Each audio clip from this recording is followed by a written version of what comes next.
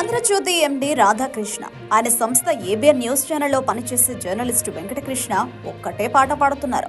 మొన్నటి ఆదివారం కొత్త పలుకులో జగన్ను ఏమీ చేయడం లేదు, ఎప్పటికైనా బాబుకు ముప్పే, జగన్ వచ్చేసారి అధికారంలోకి వస్తాడు, నువ్వు ఏం చేయలేకపోతున్నావు, కేసులు పెట్టి లోపల వేయించు అంటూ రాధాకృష్ణ తన పత్రికలో శోకాలు పెట్టాడు. అయితే చంద్రబాబు మాత్రం జగన్ను అరెస్టు చేస్తే ప్రజాబలంతో మళ్లీ అధికారంలోకి వస్తాడని భయపడుతున్నాడు. అలాగని రాధాకృష్ణ చెప్పినట్టు తల వంచుకుని చేయడానికి సిద్ధం లేరు.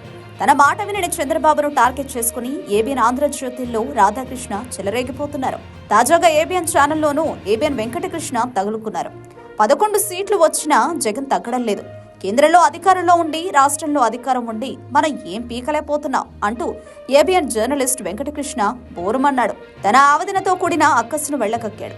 చంద్రబాబు తమ మాట వినడం లేదే అన్న ఫ్రస్ట్రేషన్ వెంకటకృష్ణ మోములో కనిపించింది. అందుకే టీడీపీకి వెన్నుదన్నుగా ఉండే ఆంధ్రజ్యోతి మీడియా ఇప్పుడు చంద్రబాబుకు వ్యతిరేకంగా కథనాలు వండివార్చుతూ రెబల్గా మారిపోయింది. ఈ పరిణామాలు ఇప్పుడు చర్చనీయాంశమయ్యాయి.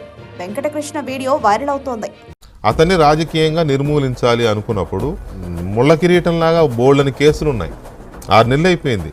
ప్రభుత్వం ఏం చేస్తుంది? పైగా కేంద్రంలో వీళ్ళే అధికారంలో ఉన్నారు, ఎన్డీఏనే, రాష్ట్రంలో వీళ్ళే ఉన్నారు.